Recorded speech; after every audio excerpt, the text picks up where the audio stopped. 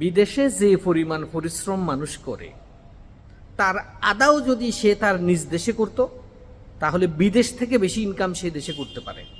কিন্তু আমাদের সমস্যা হলো নিজ দেশে মাতৃভূমিতে পরিবারের সাথে থাকলে এই পরিমাণ কাজ তো দূরে থাকে, আদাও কেউ করে না। একদিন কাজ করলে একদিন কাজ করে না, একদিন গেলে আরেকদিন যায় না।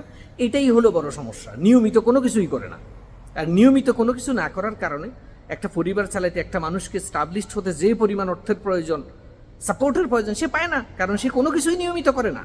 কিন্তু বিদেশে যতই ত্যাগ তিতিক্ষা, যতই কষ্ট, যতই পরিশ্রম হোক, সে করে এটা নিয়মিত, কারণ তার হাতে কোনো অপশন থাকে না।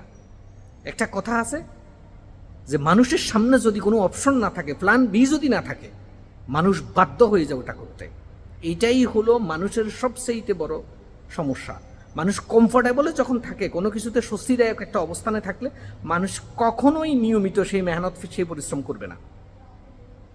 তো এইটাই হলো আমাদের প্রবাসীদের সবচেয়ে বড় সত্য কথা। প্রবাসীরা দেশে এর আধা কাজও করবে না। আপনি দেখবেন অসংখ্য মানুষ দেশে কাজ করে না, কেউ বিদেশে পাঠাই দাও, বিদেশে পাঠাইলে কাজ করবে। কারণ কি? এখানে মায়া মমতা নেই, ভালোবাসা নাই, এখানে কাজ বাধ্যতামূলক করা লাগে। বেঁচে থাকতে হলে কাজ করার ব্যতীত কোনো পথ নেই। এই হলো বিদেশিওয়ালাদের সবচেয়ে বড় সত্য।